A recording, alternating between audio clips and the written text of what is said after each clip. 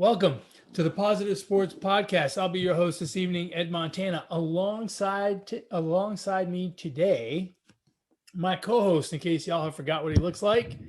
Y'all must have forgot that great Roy Jones Jr. song. My brother Alex. Alex, how you doing, buddy? What's up, man? You got tongue twisted there on the intro. It's been so damn long.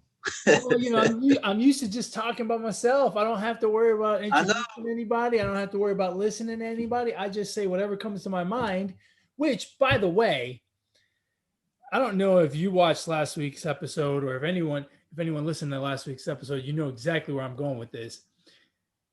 Once I got started on the whole LeBron James thing, I couldn't stop.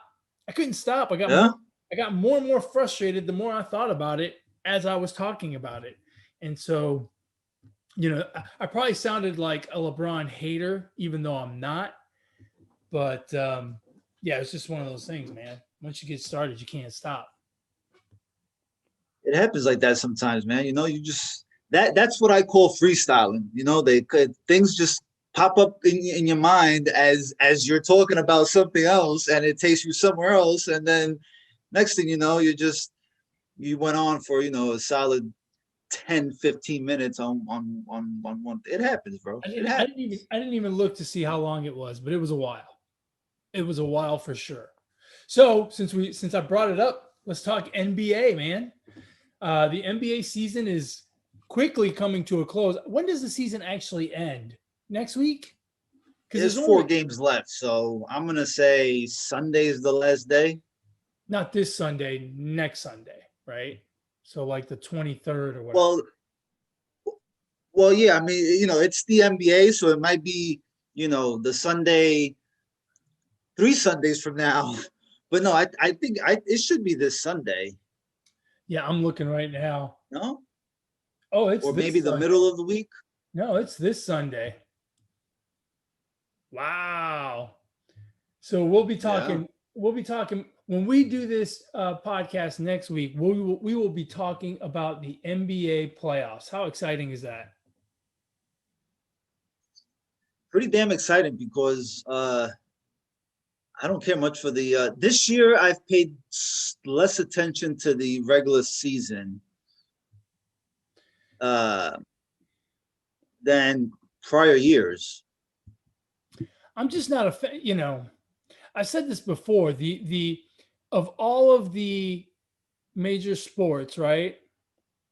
Baseball, hockey, soccer, baseball, hockey, football, and basketball. To me, the regular season of the NBA is the most unwatchable. It's just there seem to be just so many games where it's like guys are just going through the motion until they get to the fourth quarter, and then they play the fourth quarter. It just and there just seems to be no, I don't know. It just seems the regular season just seems boring to me. And quite frankly, with this new playoff system, don't get me started. I think it makes it even more irrelevant and boring. Really? I thought you would be for it. See, I actually think this. I mean, I've been keeping up some, but I haven't watched many games. But this season, there's an incentive for the 7, 8, 9, 10, those teams that would, bottom out with 2 weeks left. They're actually playing for something. I'm not a big fan of the format, but I'm not a big fan of teams that are on the cusp of making the playoffs, tanking for a top 13 pick. So I actually like this format a little more than I dislike it. And I think it's good. I think it gives the NBA fan a better product, maybe not the casual, but I mean, you got, San Antonio, the fans of the Spurs, the fans of the Warriors, they're still watching some basketball. Like the Warriors could have been a team that could have easily wrapped it up already. You know what I'm saying? If being the 9 or 10 seed, right. That could have been a team that Steve Kerr could have said, hey, Draymond, Steve Kerr, these guys are not playing. We're going to let the other guys play, see what we have, and look forward to next season. But they're not doing that. So, and I thought they definitely would, because I thought they would be out of it. But the fact that they're in it to play in this playing game, I think it's made for a little better product in my eyes. Yeah, I'm gonna agree to disagree on that one because all it's done is shift the meaningful games further down. So now you have crappier teams playing meaningful games. So let me explain. Last year is 1 through 8, right? So the games being played by 7, 8, 9, and 10, those guys are meaningful, right? Because they're trying to get in. Now, with it being 9 and 10 getting in, the games that 7 and 8 are playing really aren't that meaningful. 9 and 10 are, trying to get in like they were before, only now they're actually in. And now 11 and 12 actually care about their games. So now you care about 9, 10, 11, and 12. And there's so many bad teams that here we are with 4 games left, and there's only one team in the East that's not in the playoffs that's playing meaningful basketball, and that's the Bulls. And they're 2.5 games out. So they're going to be playing meaningless games by the time the weekend rolls around. In the West, you've got 2 teams, right? 11 and 12 are still not mathematically eliminated, but they're 2.5 and 3 games out. So they're going to be eliminated today or tomorrow. It just doesn't, so we've moved the important games down a notch, and it just doesn't do much for me. And again, we're talking about teams with 30 and 35 records. The Bulls at 29 and 39 still have a shot to make the playoffs. Like, that's insane. Like, if the Bulls go 4-0, they could make the playoffs at 33 and 39. To me, that's just a bad product. I don't see the point. In the famous words of LeBron James, whoever came up with this shit needs to be fired. Unless it affects my team. Oh, LeBron. Yeah, LeBron. Look, I haven't even watched Brooklyn Nets games because for me, my mentality is I believe the same thing as the team. It's championship or bust. I really stopped watching the Nets game because their season doesn't start for me until round 1 of the playoffs. So it's really championship or nothing. Like that's really all that is on my mind with the Brooklyn Nets. And I'm ready for that season to start because that's really all that matters. And more importantly, and I'll tell you this, so I personally think home court advantage is a big deal for some teams, but not all teams. Like, I think Portland has a real home court advantage. But the Sixers and I just picked Portland because that's one team that I thought of off the top of my head. The Sixers and the Nets, those teams could care less if they're 1 or 2 because it's not, home court advantage isn't going to matter in that series, right? Like, I think the Nets can win a series against the Sixers if the Sixers are the higher seed. And I think the Sixers can win a series against the Nets if the Nets are the higher seed. I think those 2 teams are close enough and good enough that I don't think home court advantage makes that much of a difference. And maybe I'm poo-pooing it a bit because it's not full arena and, it's not going to be a raucous crowd or whatever like it was a couple of years ago. So for those teams, I mean, there's really nothing to play for at this point. They're resting their guys, managing their minutes, making sure no one's hurt, because honestly, an injury is worth far more than moving up 1 seed for those teams, right? You look out west, you got Utah and Phoenix. I don't think either one of those teams care if they're 1 or 2 because it's going to make no difference to them, right? Even in the second round, assuming that it was. I think Utah does. You think Utah does? They have a little because advantage, I think. Yeah, Utah is always a tough place to play for the opposing team, so I'm pretty sure they want. But is it? And look, I understand like they're not full arenas, but I think Philly's going to like 50%. And I mean this is the playoffs, man. Like 50% is gonna sound like 100% when you play in places like Philly, Brooklyn, the Knicks, Utah. It matters. I guess I just don't see it. It matters. It matters because the players are getting on. Yeah. Well, we'll see. We'll see. Yeah. No. I mean, we'll see for sure. Let's see. So let's talk about the East. You want to start at the bottom, the guys that are in the play-in situation? It's pretty much set at this point with 4 games left, right? 3, 4, 5 games left. You've got the Celtics at 7, 2 points, 2 games behind the Heat at 6. It's going to be hard for them to catch them. And then you've got the Charlotte Hornets at 2 games behind the Celtics, the Pacers 1 game behind the Hornets, and then the Wizards half a game behind the Pacers, and the Wizards are 2.5 up on the Bulls. The Bulls are probably not going to make it. So I think we have our 4. We'll get Celtics and Hornets in Boston for the right to be the 7 seed. And then the loser of that game will play the winner of the Pacers and Wizards. The Pacers they'll play that game in Indiana to see who's going to be the 8 seed. Who do you think the 2 teams are that make the playoffs there?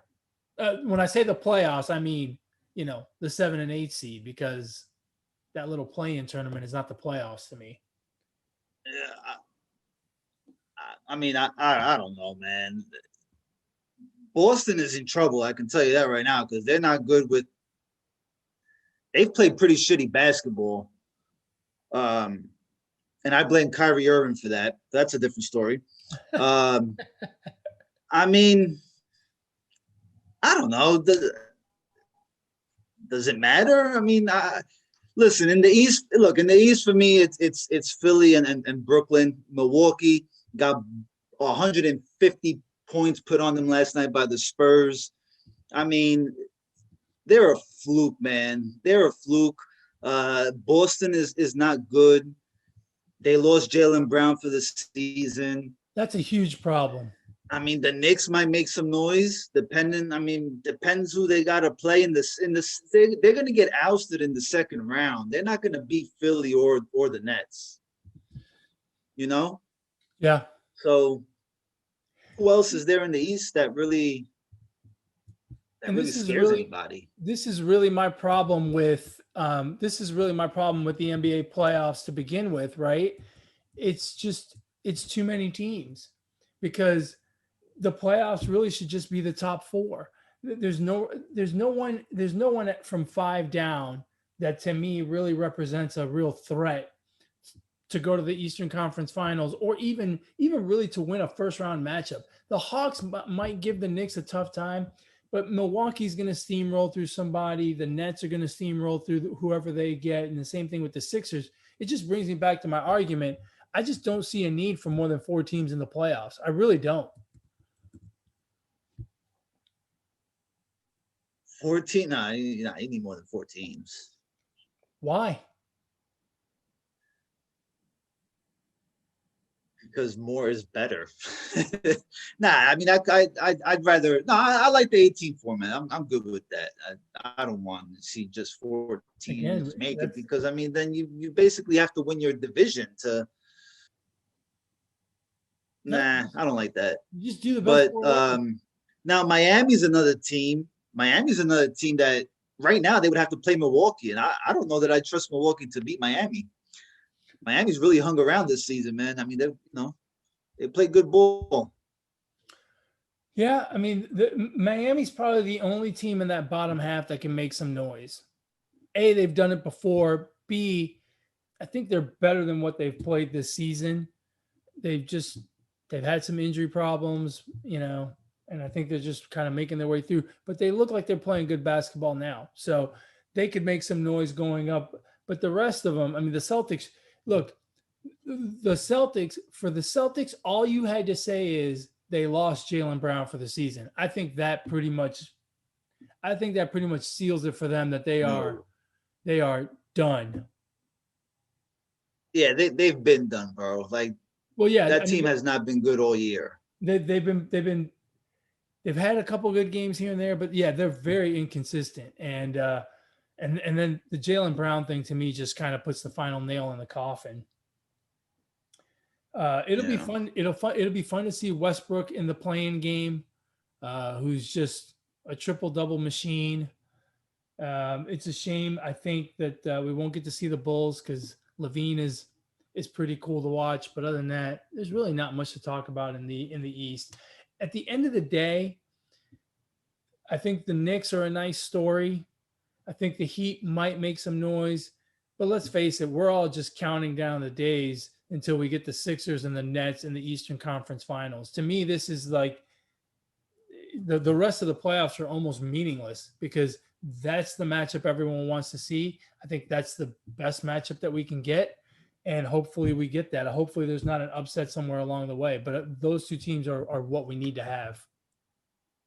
Well, I mean, that's why you play the games. You never know, man. Brooklyn has been, KD's gotten hurt a couple times. Now Harden has been out a couple times.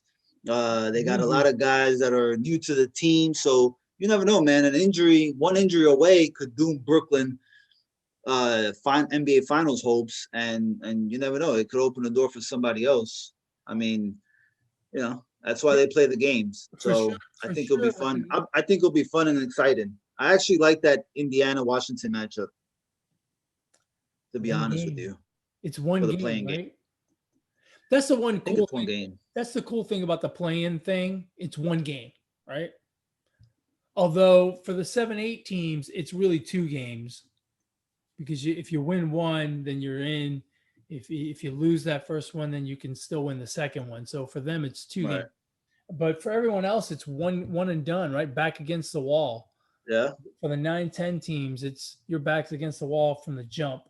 And that could, that's close enough that it could conceivably move around a little bit. Let's move over to the West. Again, the interesting thing in the West to me gets when you get into this play-in tournament. So the Lakers are a game and a half behind Portland. Portland is at 6. The Lakers are at 7. 2.5 down from there, you've got the Golden State Warriors. A half game behind them are the Grizzlies. And 2 games behind them are the San Antonio Spurs. They're 2.5 up on the Pelicans.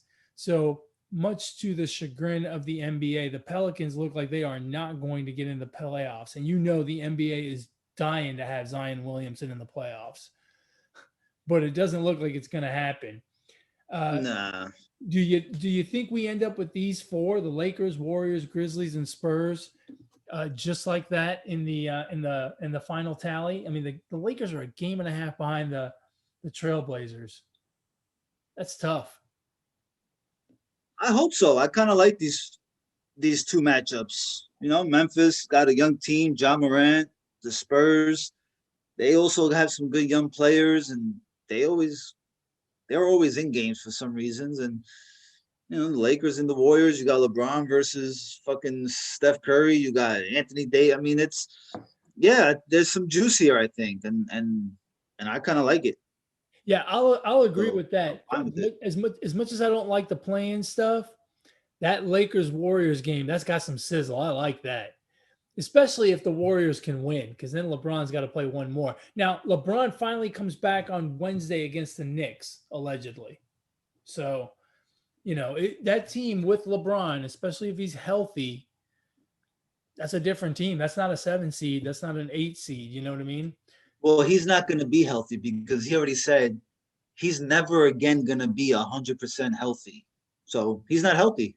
Ever? That's what he said. I didn't hear that. He said it. Ever again. In quotes. It's in quotes. He's too busy campaigning for people to get fired to be healthy. Right. Yes.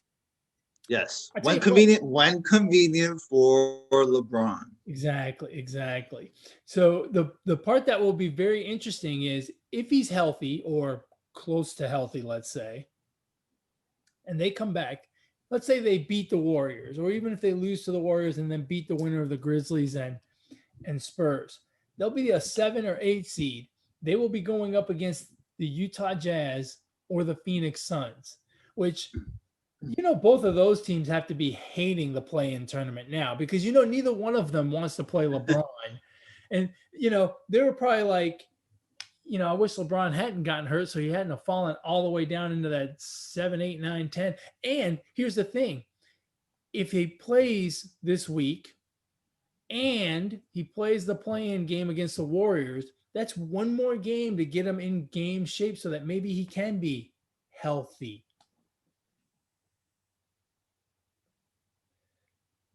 Yeah, I don't, healthy or not healthy, I don't think the Lakers are beating Utah or Phoenix. Really? Yeah. Look, man, LeBron is great, but he's got a lot of miles on those ankles. Anthony Davis is just now kind of coming to form. Who else do the Lakers have? I mean, is Kuzma gonna, he's had spurts where he's played really good games this season, but can he do it for a whole series? Like if LeBron goes down and Anthony Davis is having an off night, like can Kuzma step up? I don't know, man. The Lakers had one of the best defenses for most of the like first half of the season. I don't. It's not the same anymore. I don't know, man.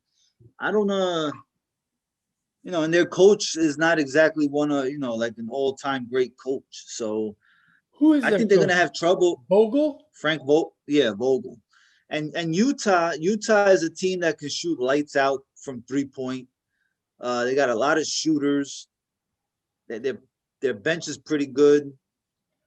Phoenix, Devin Booker's first time in the playoffs. I think he's gonna have a pretty good postseason. Chris Paul has been huge for that team. I don't think they beat either of them. I think it'll be the most entertaining first round series out of all of them, really. I can't think of a better. I mean, that Dallas Denver series is going to be good. Right now, they're sitting at 4-5. Is a possibility that that Portland could overtake Dallas, or that the Nuggets could overtake the Clippers and move that around. But that 4-5 series will be good. But other than that, I mean, there's really no good series except for whatever series the Lakers are in, provided LeBron's healthy. If LeBron's healthy, man, it's gonna be fun to watch him deal with Utah or Phoenix. Any chance they lose two in a row here at the end and get bounced from the playoffs? You think? I mean, it could happen. I mean, it's possible, man. I mean, at this point, I mean, what if LeBron comes back and he gets hurt? It happened to Anthony Davis, didn't it? Yeah, that's true. That's I true. mean, I don't know, man. Look, the one team that I like that everyone is overlooking and that has probably maybe the top three, definitely top five in my eyes, player in the league. And I think this team is gonna struggle, but they're gonna find their groove eventually. And it could even be in the first round. It's the Clippers. I feel like everybody has forgot about Kawhi Leonard. And I understand they choked last year, and Paul George is not, he hasn't played exactly how they expected or how we expected. But I would watch for the Clippers, man. I think they're better than you know I think they're better than what most people are thinking. I'd agree with you So there. I think that's the just my opinion. I'd agree with you. I think the Clippers are being overlooked, and it's really kind of weird because let's face it, they have a guy on that team who has already done it once, right? They have a guy on that team who has thrown a team on his shoulder and taken them to an NBA title. So it's kind of weird that we are kind of overlooking him. Part of it is just his persona, right? He's not the most, he's not giving all the interviews, and he's not the most flamboyant guy, and yada yada yada, right? He's very quiet, but they are kind of scary to me. Yeah. So we'll see.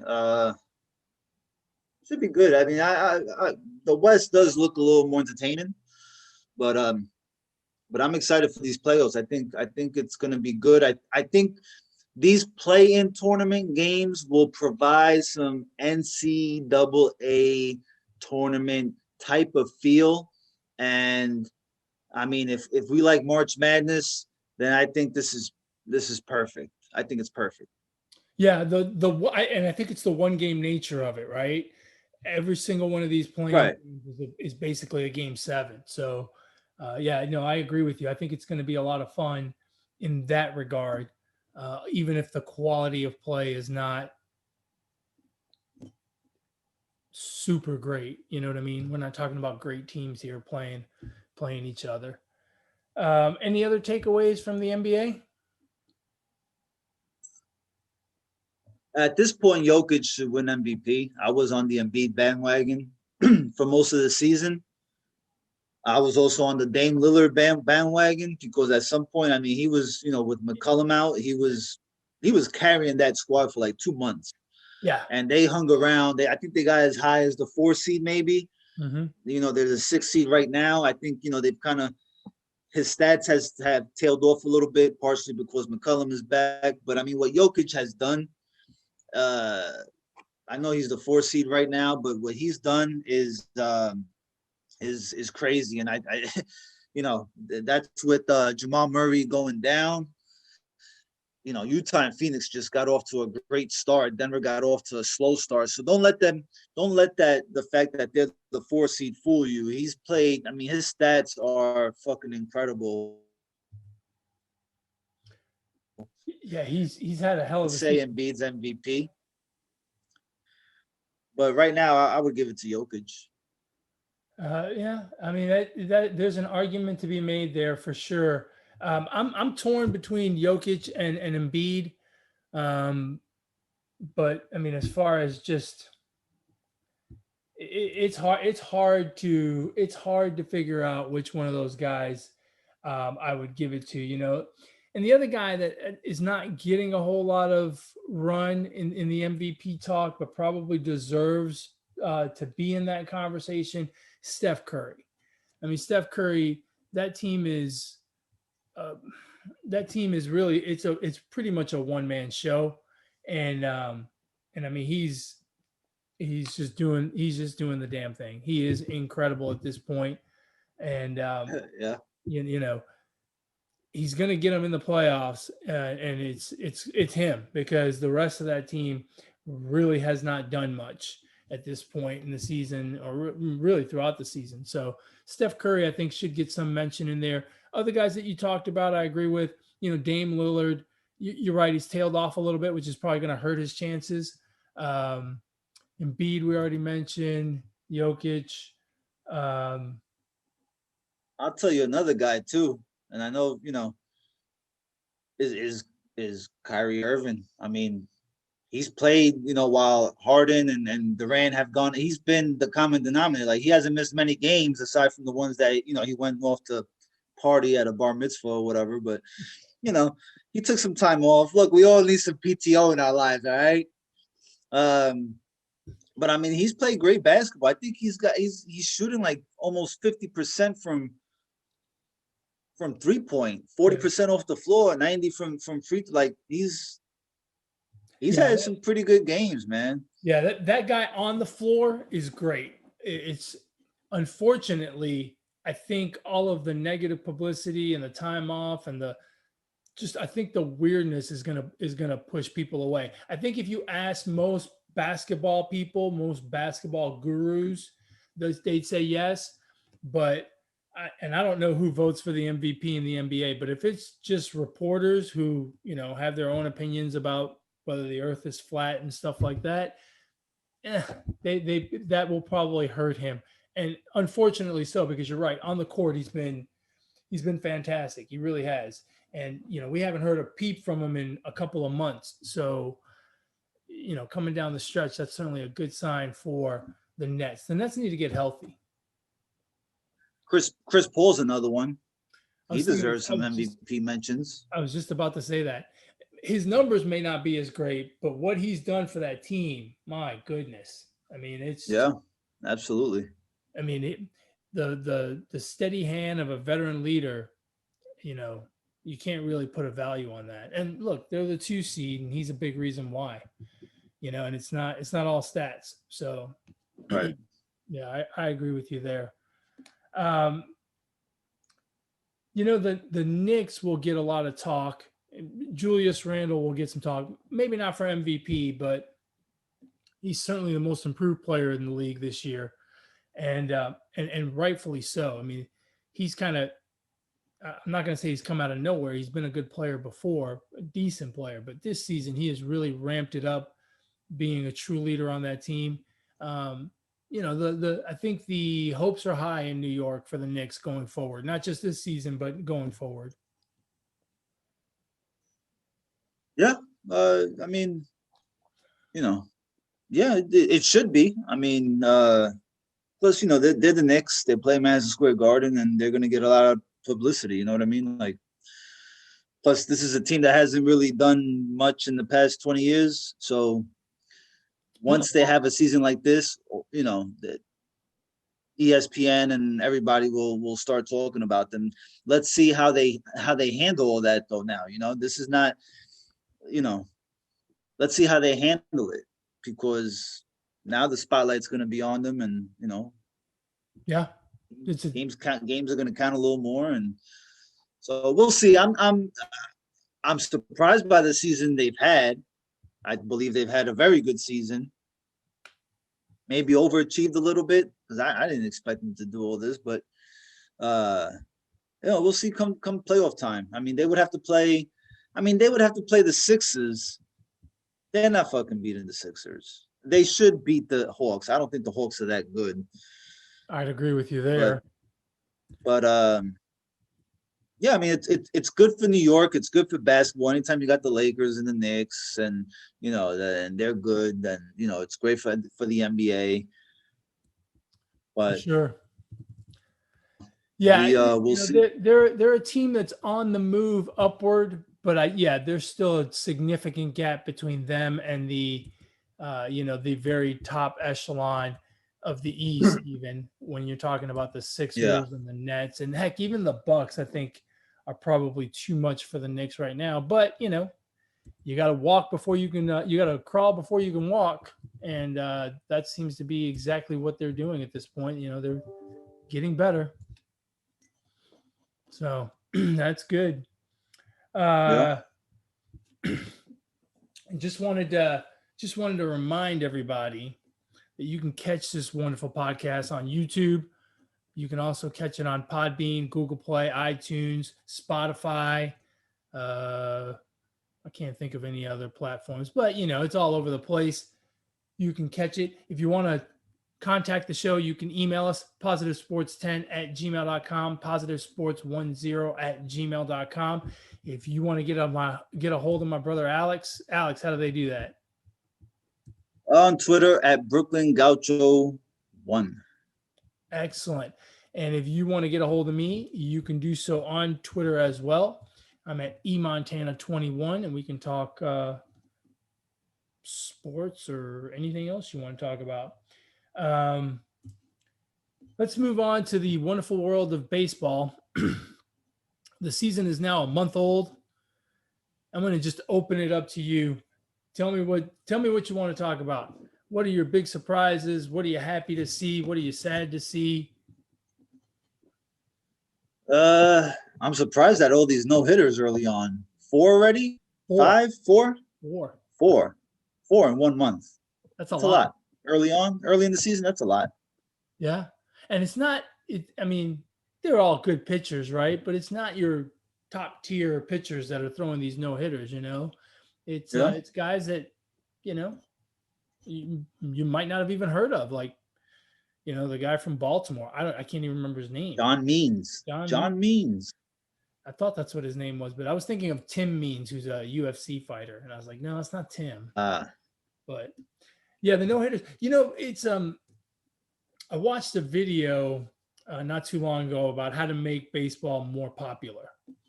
And so one of the things they talked about was on the field, right? What's going to make the game more popular is not necessarily more offense, but more action, right? More balls being hit, put in play, so you can see, those top 10 candidates for ESPN and things like that.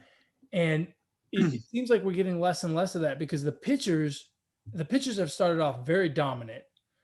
And on the other side, the action from the hitters, there's a lot of long balls.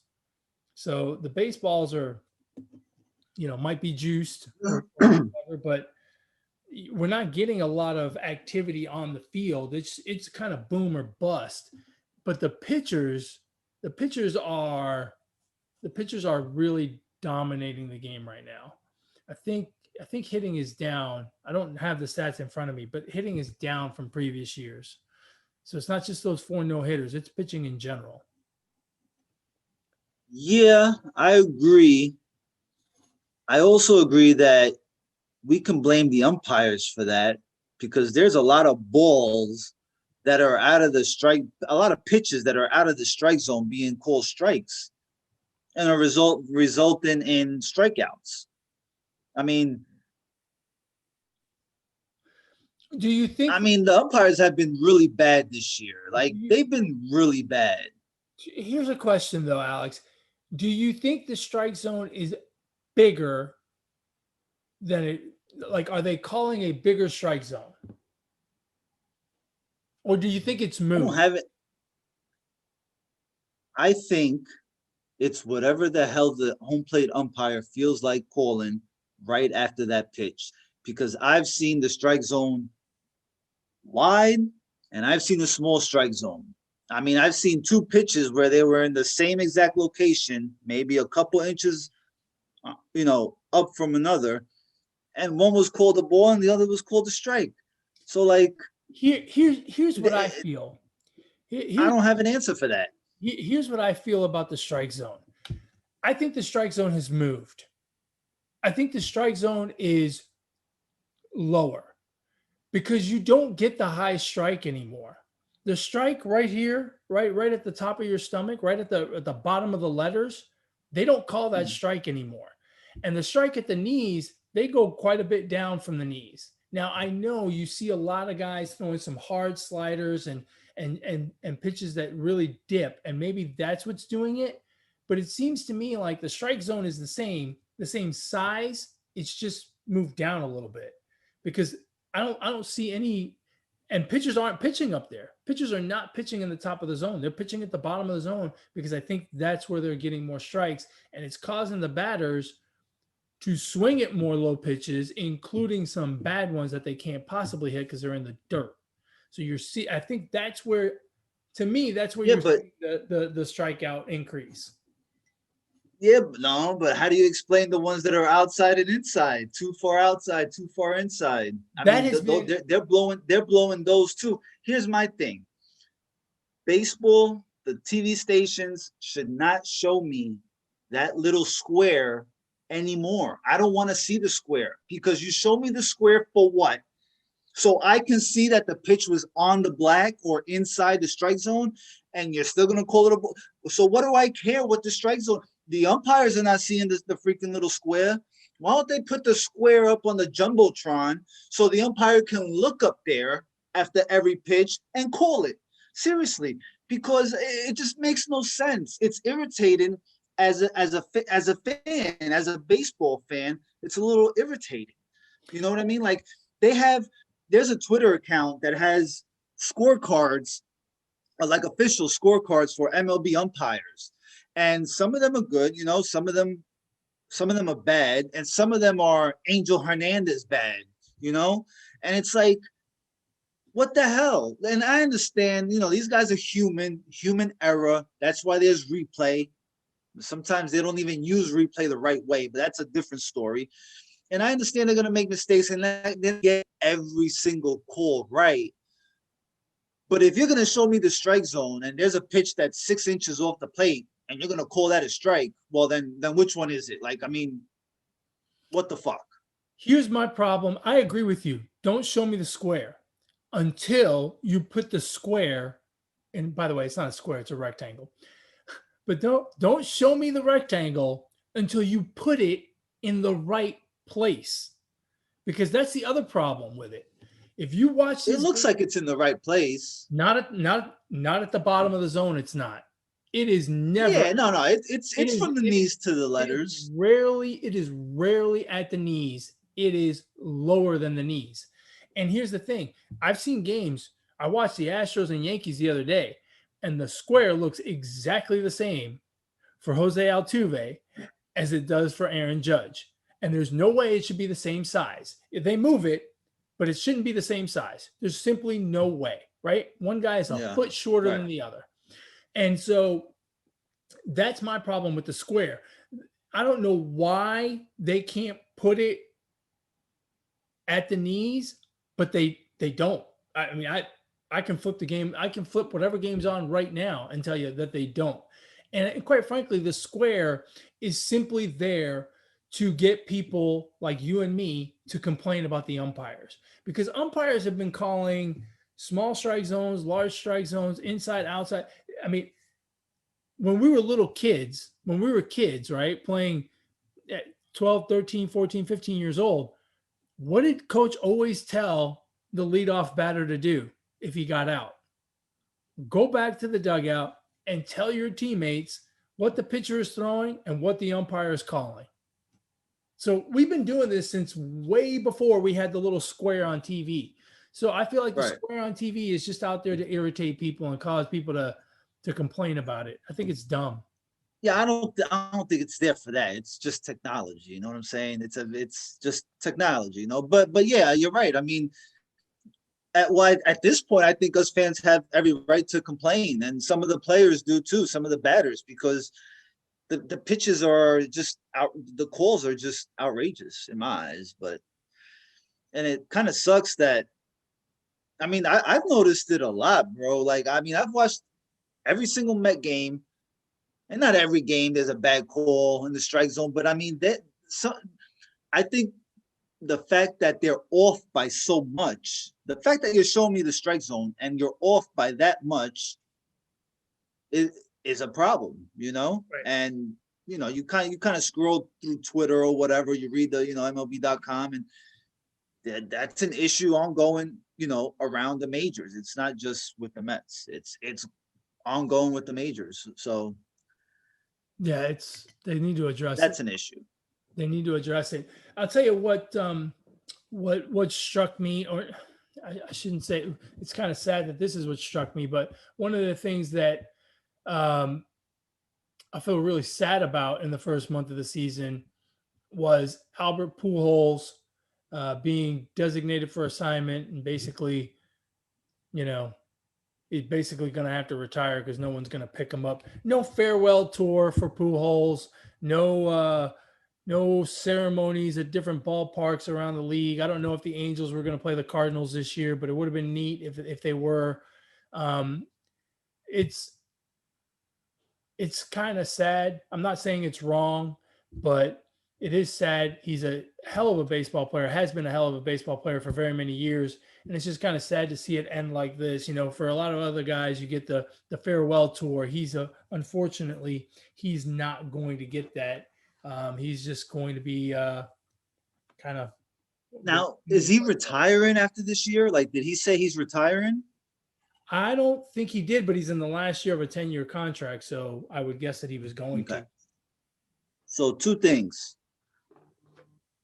I believe he agreed with this and that he doesn't want a farewell tour. That's number 1. And number 2, he's going to play somewhere. Someone's going to sign him, or he's going to come back next year and do it. But I don't think he wanted a farewell tour. I don't know about that, but he's not coming back. I don't think anyone's going to sign him. He's pretty well past his prime. I mean, he can only play first base and DH. And hey, Julio Franco played until like 50. Yeah, Pujols could play one more season. Julio Franco was still productive. Oh yeah, he was in shape. Yeah, I know. And here's the other thing about Julio Franco, and I don't know this about Pujols one way or the other. Julio Franco hung around the major leagues for a long time as a pinch hitter. He sat on the bench, came in the 7th inning to try to get you a hit out of the 8-hole, right? Yeah. Or pinch hit for a pitcher. So if Pujols is willing to do that, he may be around for a couple of years. But I get the feeling that he's not going to be willing to do that. Those are different careers, right? Like Julio Franco was never a mega superstar like Albert Pujols. So it's a big drop down for him. I don't know that he's going to do it. Regardless, I'm sad that he didn't get the farewell tour. I'm sad that he didn't get to just play out the season and, make an announcement on Twitter or Instagram or hold a press conference or whatever to say he's retired.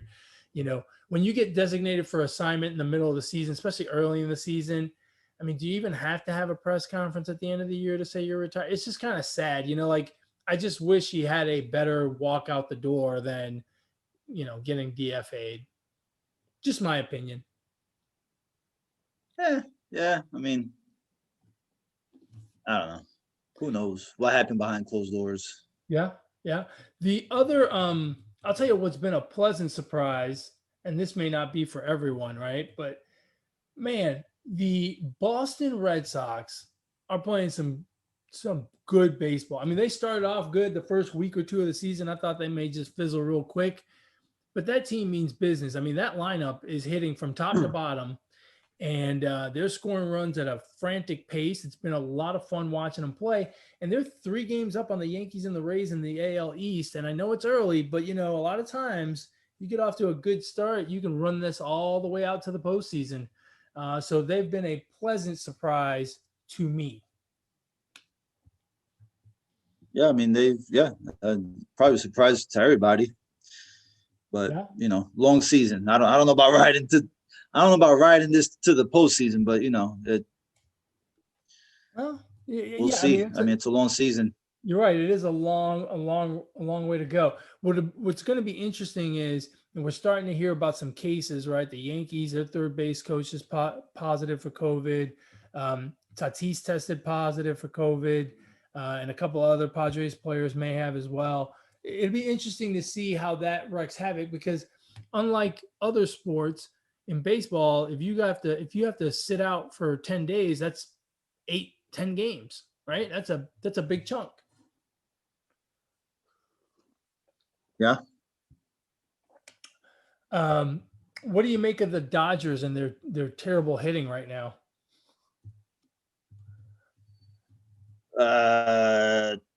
Terrible and a little bit of unlucky. I mean, don't they have like a few injuries? Dustin May.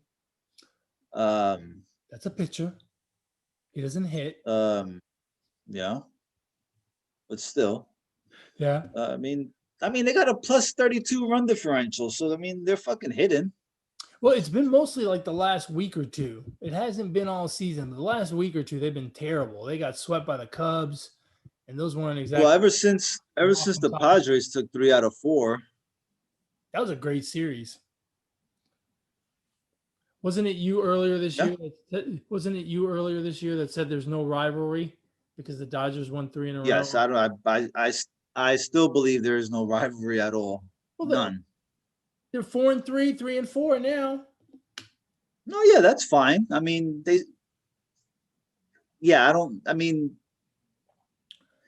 what, 7 games? No, it's not a rivalry. Those two are going to be. No. Look, as much as those two are going to fight with each other, the Giants have a 2-game lead on the Padres, 3 on the Dodgers. So the Giants, that's another surprise, right? I don't think anyone expected the Giants to be hovering around the top of that division. Of course, on the flip side, you've got the teams like the Rockies and the Tigers, who are just awful at this point. Yeah. Who's gotten off to a really rough start too is the Minnesota Twins. They're 12-20. Yeah, they have. Which is kind of surprising. You figure with that much, again, that's a team that relies mostly on hitting, and the hitting just hasn't been there this season. The pitchers have really dominated this year. I'd be curious what the league average is this year compared to last year and the year before. Well, the baseball said they were going to dead the balls for this season. Yeah, but home runs aren't down. Right, but I mean, your average, ball hit with a fucking launch degree angle of, whatever, XYZ at exit velocity XYZ would have been a home run last year, but it's not a home run this year. Why? Because the balls are dead. I'm just saying. I wonder if they have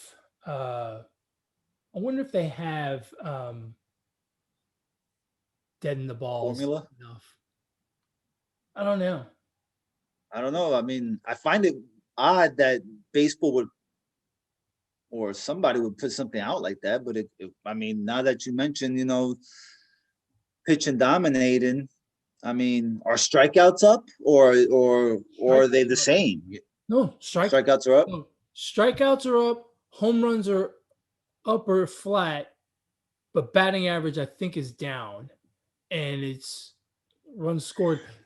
Batting average is down because more and more teams are getting more into this whole shifting thing. Dude, Maybe that's what baseball meant by dead in the ball. And we're gonna have the umpires just pretty much, call whatever they want wherever they want. I tell you what, if and I'm a left-handed bat, right? If a team ever shifted on me, I would bunt until they stop shifting. All day long. Right? I don't understand why Yes. they do it. And like even so you're down 5-2 in the 8th inning and you're leading off and they shift. I'm like, nah, bro. Bunt.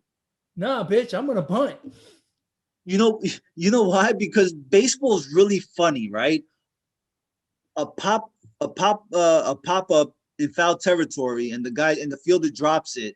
What happens the next pitch? Usually the guy hits a home, it makes him pay for it, right? Right. That's kind of like something similar. Oh, you want to put the shift on me? Well, I'll bunt, and then the next guy, you don't want to put the shift on, is just going to jack it out the park. Yeah, I mean, I've seen it. I've seen it in a 3-run game. I think it was 5-2 or 6-3 in the 8th inning, and they shift on a left-handed batter, and I'm like, bro, I mean, you can't hit a 3-run home run leading off the 8th. What are you going to do? Right. Wait until the 9th to try to get base runners? No, do it now. And I'm telling you, I would do it every single time. I would lead the league in bunt hits because I would do it once a game until people stop doing it. Because it's bullshit. They basically you see the Astros, they have 2 right fielders and 3 infielders on and 2 infielders on that side of the field. I mean, because Altuve plays short right. It's crazy. There's no way I wouldn't bunt. Altuve literally plays short right. Literally. You're right. He's short. He's short. He should have been a shortstop. Yeah. Yeah, why is he a second baseman and not a shortstop, for crying out loud? Come on. All right. Let's see. What else you got, man? Or you want to hear? Huh? Did you hear Oakland might be moving? I'm surprised they're still there. I thought they were going to move. Right? I mean, look, I haven't been to Oakland since the mid 90s. Like, I went one time in the mid 90s. And I thought, I'm never coming back. There's no reason to ever go back to Oakland. I went to a baseball game and I was like, this is a dump. I'm never coming back here. And amazingly, I thought for sure several times now I thought they would move, and they haven't. You know where they're going to end up, right? Vegas. Has to be Vegas. Right? With the Raiders. It only makes sense. Right?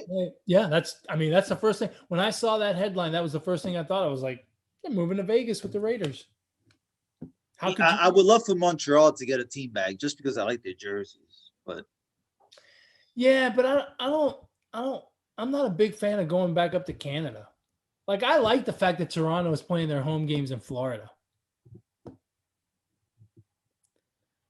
Let Canada have hockey. Yeah, I guess. I mean, I don't know. Doesn't. Yeah, I guess. They have basketball too there. Yeah, we ought to get rid of that too. We gave them 2. No, we can't get rid of basketball. Yeah, basketball in Canada, we need to get rid of that. Yeah. Got to spread the game, bro. Nah, we don't. We need to get rid of those London games too. You need to cut that out. Oh, well, I mean, you got guys traveling freaking across the world for a damn football game. What I don't understand is if you want to spread the game, why not take it to places that we don't have it here, right? Like, for example, Idaho. I was going to say Idaho, but then I thought of a better place, Omaha. Why don't we take more baseball games to Omaha? They have a great tradition with the College World Series. It would do well, maybe not for a full season, right? But it would do well. Toledo really Well, there you go. Toledo really supports their minor league team. Why not put a few games in Toledo? Because that's what they are. It's a minor league. They're minor league cities. It's not going to withstand 162 games. They don't have enough.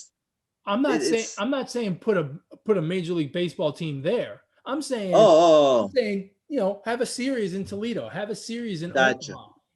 Have a series in different places around the country that do not have teams. I'll be for that. Why doesn't Portland have a baseball team? They don't have a professional baseball team. Send teams there to play a 3-game set in Portland. Yeah, that would work. Just a thought. Why not?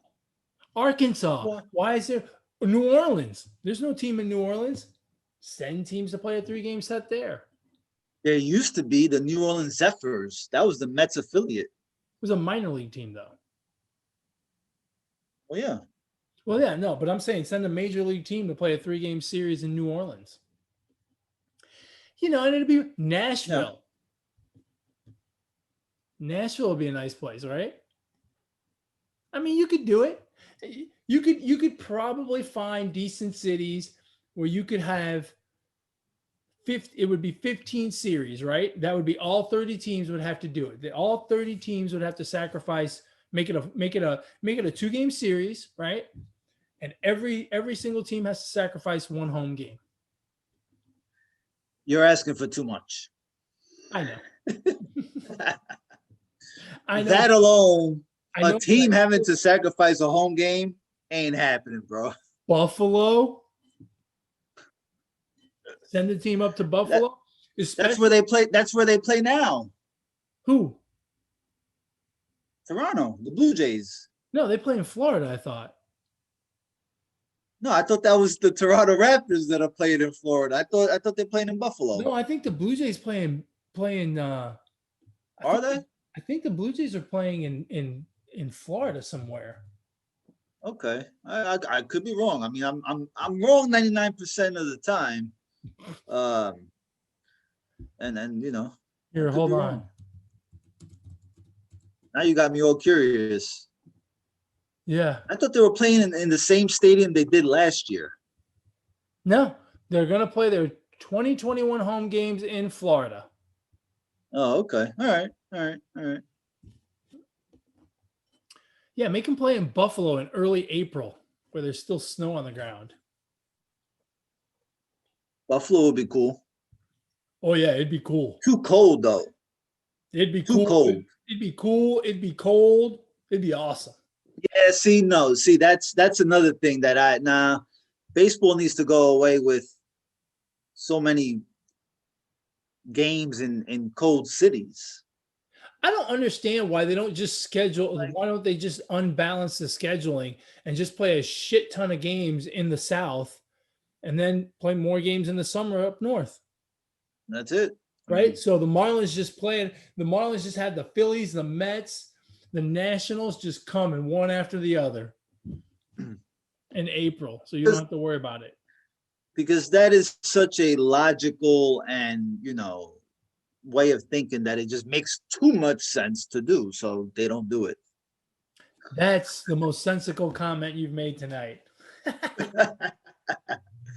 All right, man, let's wrap this up. As always, folks, we appreciate you listening, watching. Don't forget to comment, subscribe, whatever you do on these damn videos and podcasts or whatever. I don't even know anymore. I just subscribe and they hit my phone. But as always, we appreciate you watching and listening with us. I mentioned earlier how you can reach out to us via email at positivesports10@gmail.com, positivesports10@gmail.com. You can get a hold of Alex on Twitter at Brooklyn Gaucho 1. You can get a hold of me on Twitter as well at eMontana21. And that is a wrap. You got anything else, Alex? No, I've been out for so long that I don't have anything else. It all went away. I have just one more thing. As always, folks, ignore the negativity, be the positivity. Peace.